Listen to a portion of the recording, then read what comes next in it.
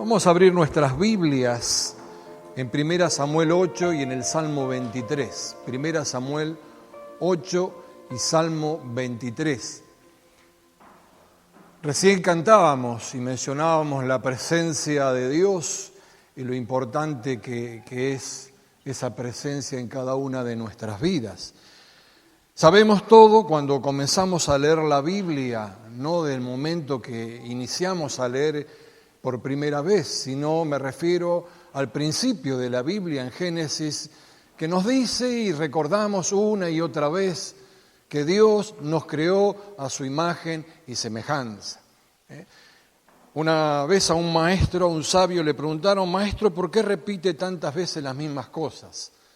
Y él contestó: hasta que todos lo entendamos de que es así. Y al haber sido creados a imagen y semejanza es algo que supera todo entendimiento. Nos cuesta quizás entender, y lo hizo para que le rindamos gloria a Él. Miren qué extraordinario que es esto, para rendirle gloria a Él, para, por sobre todas las cosas, gobernar sobre toda la tierra, porque lo dice así, lo expresa así. Nos creó para que pudiésemos estar en su presencia, para adorarle, para obedecerle, para gobernar juntos, para administrar. Somos mayordomos de la creación. Miren qué responsabilidad que tenemos sobre esta tierra, sobre la tierra que nos toca vivir, pero en general todo el globo terráqueo podemos llegar a decir. Ahora, ¿qué sucede cuando no se camina en su presencia, cuando no hacemos o no cumplimos para aquello que fuimos creados, darle gloria a Él, adorarle a Él, caminar con Él? Las cosas no funcionan como deberían funcionar, y de hecho tenemos lo que vemos a nuestro alrededor en todas las partes del mundo, un sistema anti-Dios. Se le da la espalda a Dios, se rechaza a Dios. Dios ya no se lo tiene en primer lugar. Debería ser una premisa para cada uno de nosotros. Si Dios no ocupa el primer lugar, como tantas veces lo he dicho anteriormente, no ocupa ninguno. Porque fuimos creados para eso, para que Él ocupe ese primer lugar. Esa presencia tiene que ser notoria, no poner excusas. Alguien dijo en una oportunidad, dice: todo hombre sin Dios intenta reemplazarlo con otras cosas, con trabajo, con estudio, con dinero, con éxito. El hombre hace cosas consciente e inconscientemente para reemplazar ese inmenso vacío que deja la ausencia de Dios en su vida. Hay un vacío. El único que puede llenar ese vacío es Dios. Como dijo San Agustín, tiene forma de Dios ese vacío. No tiene otra forma. No está mal trabajar por aquellas cosas que son buenas, pero Dios siempre tiene que estar en el primer lugar. Cuando Moisés estaba en el monte recibiendo las tablas de la ley, el pueblo debajo, creo que todos conocemos la historia, se desenfrenó. Se impacientó porque Moisés no bajaba, y bajaba con algo que era el legado para todos y para todos los tiempos, la palabra, esa presencia tremenda. Ahora, el pueblo actuó con torpeza, por impaciencia, como recién decía. Estaban mirando la hora, claro, no tenían un reloj como tenemos ahora en estos tiempos.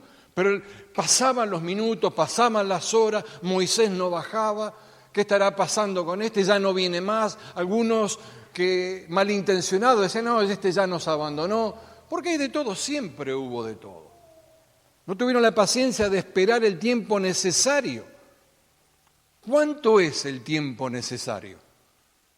No es algo que se pueda medir. No es algo decir, bueno, tiempo necesario es una hora. Tiempo necesario es una semana, tiempo necesario es un mes, tiempo necesario es un año, tiempo necesario. A los tiempos solamente los pone Dios. Ese tiempo kairos, no el cronos, nuestra hora, nuestro día, sino el tiempo necesario para que nuestros corazones, que muchas veces endurecidos, se ablanden y recibamos de esa presencia. Pero el pueblo de Israel, o Dios con el pueblo de Israel, había tenido una interacción personal. Habiéndolo sacado de Egipto con mano poderosa, vieron las 10 plagas, cruzaron el Mar Rojo, el monte de Sinaí, extraordinario. A los 40 días estaban construyendo un becerro de oro. Yo lo prediqué, no sé si el año pasado o el anteaño, sobre el becerro de oro, que muchas veces construimos nosotros nuestros propios becerros y no somos capaces de esperar esa presencia de Dios. Moisés estaba recibiendo la palabra allá en las alturas y acá sucedía cualquier cosa, como antes lo mencionaba. Quizás por los que eran malos intencionados y le llenaron la cabeza a algunos, y así como ocurre con las masas, que uno dice una cosa, otro otra, y se perdió por allí. Y no supieron esperar lo que tenían que esperar y levantaron ese becerro de oro, que no solamente era una imagen. Creo que todos sabemos que levantar un culto, era un culto pagano, un sistema de destrucción.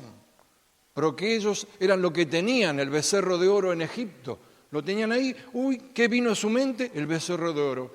Y tenían oro, tenían de todas las posesiones que los egipcios les habían dado, lo fundieron. Qué extraordinario, ¿no? Qué habilidad. Tenemos la habilidad para esperar al Señor el tiempo necesario de su presencia. Qué bueno es cultivar ese hábito en cada una de nuestras vidas. Esa presencia reveladora de Dios. Cuando Dios no está, existe un vacío. No se puede llenar, como dije antes, con otra cosa. Solamente lo puede llenar el Señor. Solamente Él. Creo que respecto a la presencia de Dios, cada uno podría decir distintas experiencias de esa presencia. Y algunos cosas extraordinarias, otras cosas simples. Pero la presencia es necesaria para todos y cada uno de nosotros.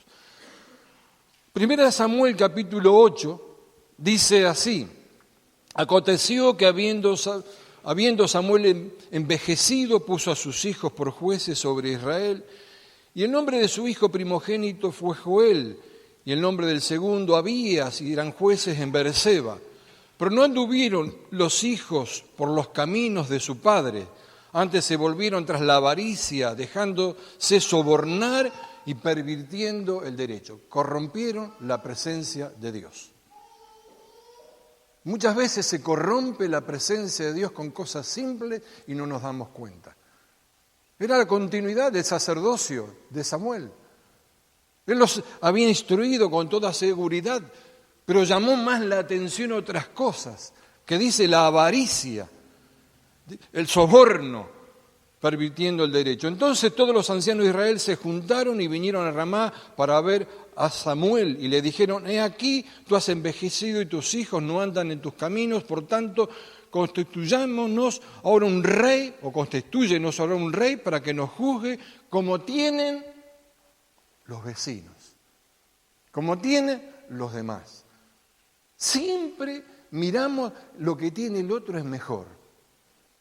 Mejor gobernador, mejor presidente, mejor pastor, todo lo demás es mejor. Siempre sucede esto. Y voy a leer de otra versión, los otros 2 versículos. Dice: a Samuel le disgustó que le dijeran: danos un rey para que nos gobiernes. Y oró al Señor. El Señor dijo a Samuel: escucha al pueblo en todo lo que ellos digan, porque no es a ti a quien rechazan, me rechazan a mí para que no reine sobre ellos. ¿Qué rechazaban? La presencia de Dios. La presencia de Dios. Dios los estaba gobernando. Dios era quien reinaba. Qué extraordinario. Pero sin embargo, llamaba más la atención lo que decían o veían en los vecinos, en el otro. Habían desviado su mirada, quizás por el sacerdocio de los hijos de Samuel, no sabemos, pero querían un rey como todos los demás tenían, que los gobierne, un rey de carne y hueso, no gobernados por el Espíritu, no gobernados por esa presencia. Ya habían escogido, Samuel estaba mal. Y le dijo, no, Samuel, quédate tranquilo, no te están rechazando vos, me están rechazando a mí, el argentino Dios en ese momento. Quédate piola. Moisés dijo, si tu presencia no va conmigo o con nosotros, no nos saques de aquí. ¿Qué valoraba Moisés por sobre todas las cosas? La presencia de Dios. No se puede comparar con absolutamente nada. Dios es omnipresente, Dios está en todos lados, ¿o no es así? Tan cierto como el aire que respiro, creo que cantamos, como la mañana se levanta, y que tan cierto como Dios está en todos lados, pero una cosa es que esté en todos lados y otra cosa es tener esa presencia que marca la diferencia. Gracias a Dios que está todos los días con nosotros, que nos protege de tantas cosas, pero ¿cuánto más hay de parte de Dios si buscamos que esa presencia se manifieste en nuestras vidas y a través de nuestras vidas? Salmo 51 dice los primeros 2 versículos: ten piedad de mí, oh Dios, cuando David había metido la pata con Betsabé, que adulteró, que hizo asesinar hasta a su esposo. Ten piedad de mí, oh Dios, conforme a tu misericordia, conforme a la multitud de tus piedades, borra mis rebeliones, lávame más y más de mi maldad y límpiame de mi pecado. Verso 4 dice, contra ti solo he pecado y he hecho lo malo delante de tus ojos, para que seas reconocido justo en tu palabra. Más adelante dice, he aquí tú amas la verdad en lo íntimo. ¿En dónde amas la verdad? En lo íntimo. ¿En dónde? En lo secreto, en su presencia me has hecho comprender sabiduría. Y el verso 11 dice, no me eches delante de ti y no quites de mí tu palacio. O el palacio que construye. No quites de mí el reinado, Señor. No quites de mí el servirte. No quites de mí el ser un adorador, porque soy famoso. No quites de mí tu Santo Espíritu. Porque hay un propósito. Entonces enseñaré a los transgresores sus caminos y a los pecadores se convertirán a Él. ¿Cómo lo hace? Con el Espíritu, con esa presencia de Dios, no con su propio esfuerzo, no con el palacio, no con el reinado, no con el poderío, no con la fama. ¿Por qué David dijo, no eches o no quites de mí el palacio? No quites de mí el ser rey, no quites de mí el ser adorador. ¿Por qué dijo eso? Porque él había visto a Saúl, cómo ascendió y el ocaso de Saúl, porque se olvidó de que todo era por la presencia de Dios. Y Saúl fue elegido el primer rey que escogió Samuel, que lo ungió, que era el más hermoso, dice así la Biblia, de todos los hombres. Sobresalía sobre todos los demás en estatura, era un fachero tremendo. Y Dios lo escogió por el corazón que tenía. Estaba buscando asnas, se encontró con un reinado porque un profeta le profetizó eso. Sin embargo, se olvidó de esa presencia de Dios, se convirtió en un psicópata, un asesino, un perseguidor de David, ¿o no es así? Porque dejó de lado lo más importante. Para él era lo más importante lo que tenía alrededor, cómo lo admiraba la gente. No, la gente me pide esto, la gente me pide aquello, esto es más importante. No, lo más importante era la presencia. Quizás David, o seguramente David, había visto eso y dijo, no quites de mí tu Santo Espíritu. No quites de mí tu presencia, Señor. Es lo más valioso que tengo. Ese es el principal error de Saúl. David cometió muchos errores. De hecho, leíamos el Salmo 51. A causa de Betsabé, él se arrepintió, cambió totalmente y fue restaurado. Porque puso los ojos en las cosas más importantes, o en la cosa más importante, la presencia. la presencia de Dios. Esto nos enseña que si cometemos errores, tenemos que hacernos cargo de los errores. Pero Dios no nos desecha. Si hay un verdadero arrepentimiento, reconocimiento, purifícame, dice, con hisopo y seré limpio, lávame y seré más blanco que la nieve, dice el verso 7, porque había un propósito, enseñar el camino a los transgresores. Y no se puede enseñar el camino si no hay presencia de Dios en nuestras vidas. Dice Caín, o Dios le dice a Caín en el verso 14, capítulo 4 de Génesis, hoy me has echado de la tierra y voy a tener que ocultarme de tu presencia. Y cuando uno lee, Dios no lo había echado de la tierra, dijo que era maldito. Pero quizás Caín, que nunca se arrepintió, sino que justificaba sus hechos, él consideró que no estar en la presencia de Dios no tenía sentido la vida. Absolutamente no tenía sentido esa vida. ¿De qué sirve tener de todo y no tener presencia? Hace poco reví, por así decirlo, si está bien expresado, que había visto hace muchos años el testimonio de este cantante Juan Luis Guerra, el dominicano famosísimo, y recordaba, había ganado como 20 y pico premios latinos Grammy, 2 de Estados Unidos, no sé cuántos otros premios, como 50, 60 millones de discos en esa época, pero se me faltaba algo, no era feliz, no tenía paz, la encontré con Jesús. ¿Dónde encontró la paz? De todo lo que tenía no le servía nada. ¿Dónde encontró? La presencia. En la presencia del Señor. Lo cambia todo. Lo transforma todo. ¿De qué sirve que una persona gane en este mundo todo lo que quiera si al fin de cuentas pierde su vida y nadie puede dar nada para salvarla? Lucas lo dice de otra manera. ¿De qué sirve ganar todo si se arruina a sí mismo? ¿De qué sirve? ¿De qué sirve? Ahora, David anhelaba esa presencia de Dios, siempre anheló esa presencia de Dios.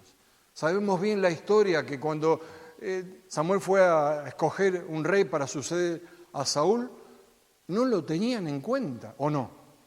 Todos los hermanos, David no lo soportaban los hermanos, no querían saber nada. Sin embargo, ahí estaba componiendo salmos, era obediente, cuidaba las ovejas extraordinariamente bien y adoraba al Señor. Eso lo destacaba por sobre todo los demás, tenía presencia de Dios. Las horas que estaba allí cuidando las ovejas y adorando al Rey de Reyes, al Señor de Señores. Lo que le interesaba a él era eso. Y a pesar de la circunstancia, esa presencia la que nos trae paz, nos trae gozo. No es otra cosa. Por eso pudo decir, Jehová mi pastor, nada me faltará, en lugares de pastos delicados me hará descansar. ¿En qué momento habrá escrito eso David? Ese Salmo 23 es extraordinario. Lo usan muchos profesionales en psicología, en psiquiatría, porque tiene un poder sanador tremendo. Nosotros muchas veces lo repetimos porque nos enseñaron de chicos en la escuela dominical y nos quedó grabado, pero no lo interiorizamos, no lo hacemos nuestro. Y él lo podía hacer de esa manera. ¿Quién convirtió a David en cuando era nadie, Davidcito, desechado, en ese hombre de Dios tremendo, un hombre conforme al corazón de Dios? ¿Quién hizo eso? Dios. Su confianza en Dios y esa presencia de Dios. Y así escribió el Salmo 23 y tantos otros salmos. Y muchos estudiosos dicen que compuso muchas más cosas que no están dentro de la Biblia. David. aquel que fue desechado, ignorado por su propia familia, sus propios hermanos, se convirtió en rey. Probablemente habrá pensado, ¿cuántas veces me enfrenté a la misma muerte cuando maté osos y leones para defender las ovejas? O cualquiera defiende a las ovejas contra los osos y leones, sin trampas, sin armas de fuego. ¿Cuántas veces las llevé a lugares de pastos verdes y aguas frescas y tranquilas? Seguramente pasaba en cada situación difícil, recordaba o rememoraba esto. Y su corazón se llenaba de su presencia, se emocionaba. Y quizás pensaba, cuando estaba enfrente a las garras de los leones y osos, ¿acaso Dios no puso mesa delante de mí en la presencia de los enemigos? Fue todo una preparación. Los hermanos se preparaban con los ejércitos de Israel, los escuadrones. Él se preparaba con osos y leones. ¿Cuántas veces? Y él podía decir, el Señor es mi pastor, nada me faltará. Nada me faltará. Esa era la victoria, es nuestra victoria que el diablo no puede arrebatar. No lo puede hacer. Por eso pudo enfrentar a Goliat. Todo el pueblo estaba temblando, Saúl estaba temblando. Todos tenían terror a una sola persona. También era un gigante de 3 metros. Dicen los comentaristas que el vozarrón que tenía temblaban todos. Por ahí apareció Davidcito llevando unos sanguchitos para los hermanos y escuchó todas las propuestas que había, también interesado, ¿no? Le daré tesoro, que se case con la hija del rey, esta es la mía, dijo.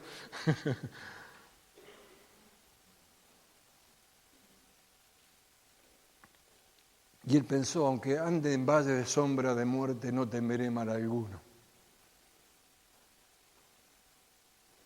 porque tú estarás conmigo. Y ahí cuando enfrentó al gigante Goliat, le dijo, mirá Goliat, vos venís con lanza, con jabalina, mas yo voy contra ti en el nombre de Jehová, de los ejércitos, de los escuadrones de Israel. No pertenecía al ejército, no pertenecía a los escuadrones, no pertenecía a nada de eso. Ahora, ¿qué hizo tan fuerte, tan valiente a David?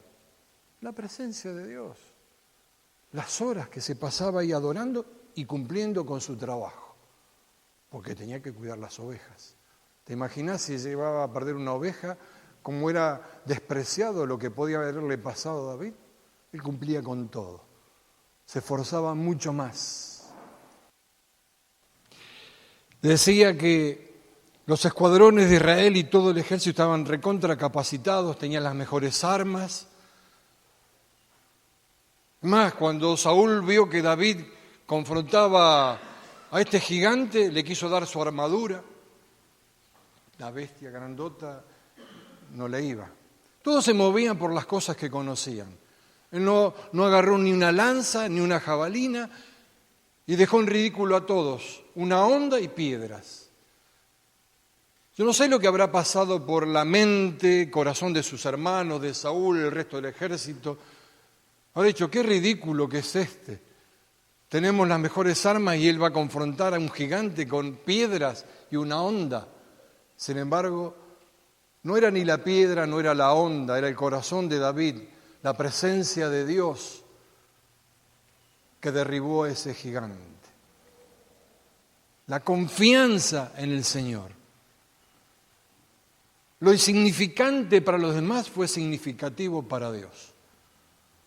Cuando David fue librado de todos los enemigos de Saúl, porque lo perseguía, le tiraba con jabalina, con lanza, lo quería reventar, lo amaba por un lado y por otro lado lo quería reventar. Él escribió El Señor es mi roca, mi fortaleza y mi libertador. Dios es mi refugio. Él me protege, mi escudo me salva con su poder. Él es mi escondite más alto. Todos los detalles que da, solo un versículo. Roca, fortaleza, libertador, refugio, protección, escudo, salvación, poder, escondite. Ahora no un escondite en una cueva, en lo más alto, en la presencia, en esa presencia de Dios. Él tenía presencia. Pablo, con todo lo que él pasó, recorramos su historia, pensemos, él dijo, todo lo puedo en Cristo que me fortalece. Filipenses 4:13. Todo lo puedo en Cristo que me fortalece. No era para obtener un mejor trabajo, no para tener dinero, era para superar todas las adversidades que tenía él. Muchas veces se usa mal este versículo. Es para lograr algo personal, una posesión, una posición. Podemos decir lo que no está tan mal, pero Pablo lo escribía por todo lo que él había vivido, pero él tenía esa presencia de Dios, porque era aquel que había llegado a un tercer cielo, esa presencia maravillosa de Dios. Ahora, cuando Cristo está en nuestras vidas, no es para transitarla como siempre la transitábamos, para que haya una transformación, un cambio, es mucho más que salvación, es para glorificar su nombre, para movernos con esa presencia de Dios. Tenemos que pensar y hacer memoria también que cada uno de nosotros que nos olvidábamos, estábamos muertos en nuestros delitos y pecados, lo dice Efesios. Estábamos muertos. ¿En nuestros qué? Delitos. Yo nunca pequé.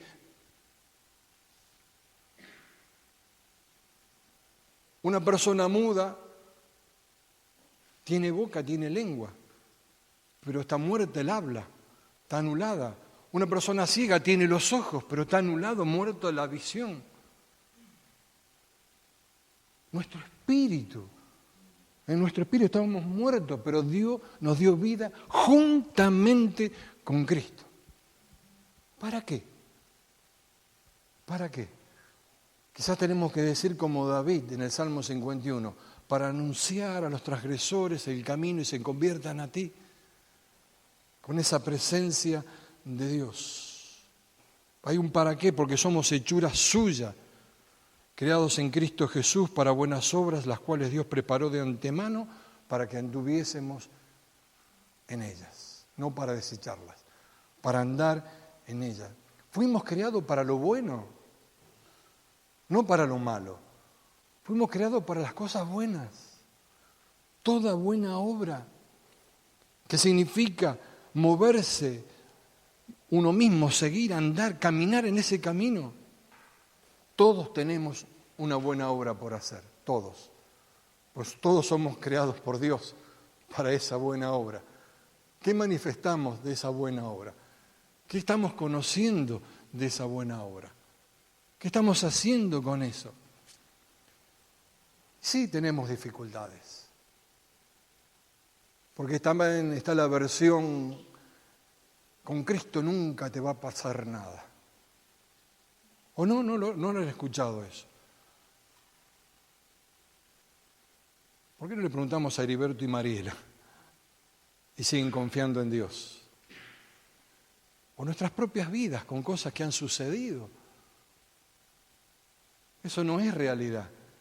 Sí que está con nosotros. Y cuando esa presencia se hace más manifiesta, manifestamos esa paz, ese gozo, esa alegría.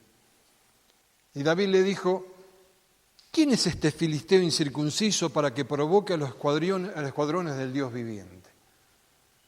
Así nomás se lo dijo. ¿Cómo habrá reaccionado Goliat, semejante gigante, que estaban todos amedrentados y apareció ahí uno de la nada, que rechazaba las armas, que rechazaba la armadura? Y filisteo incircunciso no es un insulto.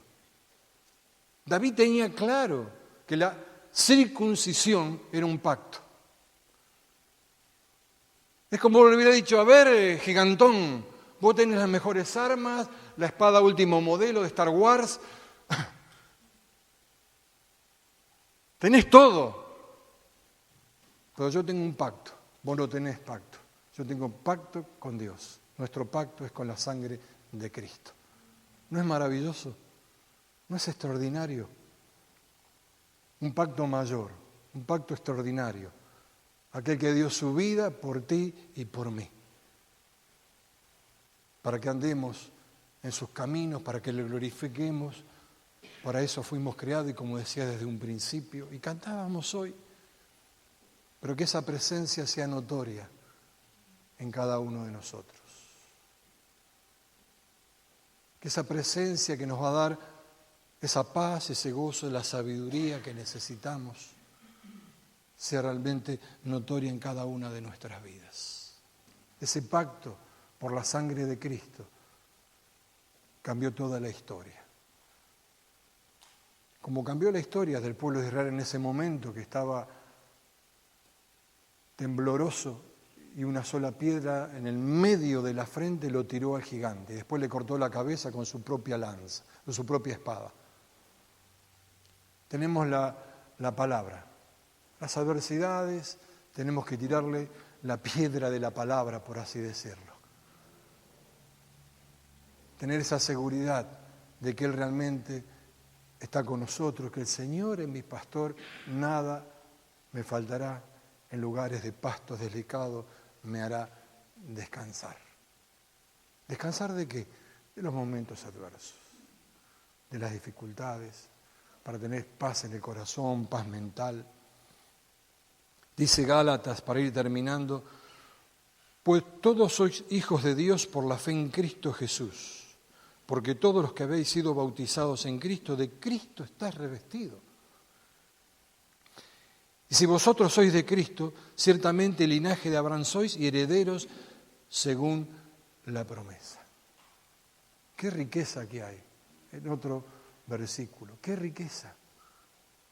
Herederos de la promesa, revestidos de Cristo. Sí, nos pueden venir a intimidar, hay situaciones que nos intimidan, que nos incomodan, pero eso no nos puede sacar de la presencia de Dios. Podemos detenernos, frenar un poquito, pero tener en nuestra mente, en nuestro corazón, estos textos como David lo tenía. David le declaró que el otro no tenía pacto por ser incircunciso y él tenía pacto porque tenía pacto por la circuncisión. No tenemos el pacto con la sangre de Cristo, que nos hace más que vencedores.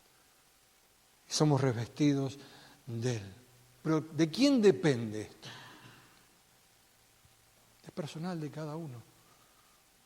Dios lo ofrece, Dios nos ha dado estas riquezas gloriosas a través de su palabra.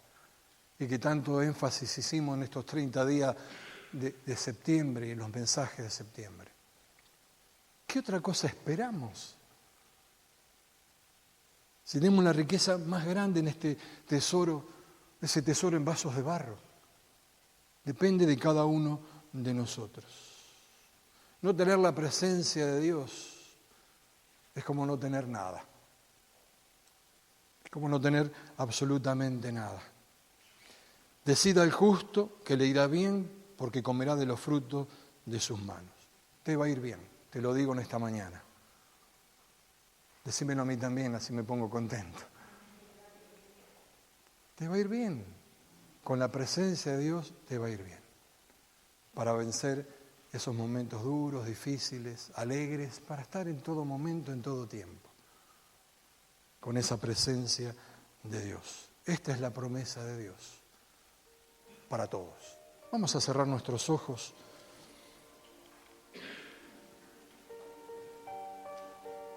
Y hoy que vamos a compartir la Santa Cena recordando ese pacto.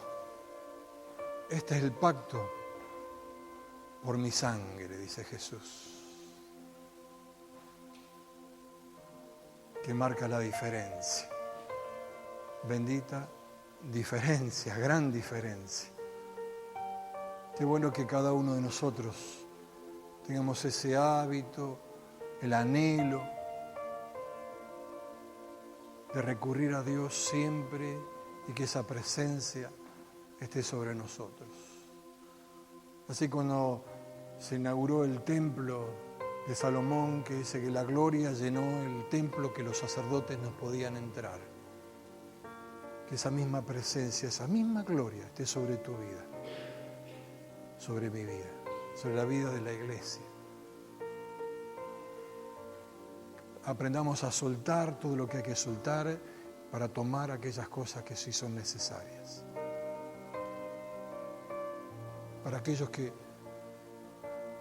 nunca tomaron una decisión por Cristo, hoy es el día especial. Este es el tiempo de comenzar a transitar, a recorrer un camino diferente. La diferencia la hace Cristo en nuestras vidas, la diferencia la hace la palabra. Si Dios te ha hablado en esta mañana, quieres entregar tu vida, levanta simplemente tu mano para orar por Él. Este es el tiempo, es la oportunidad que Dios nos está dando.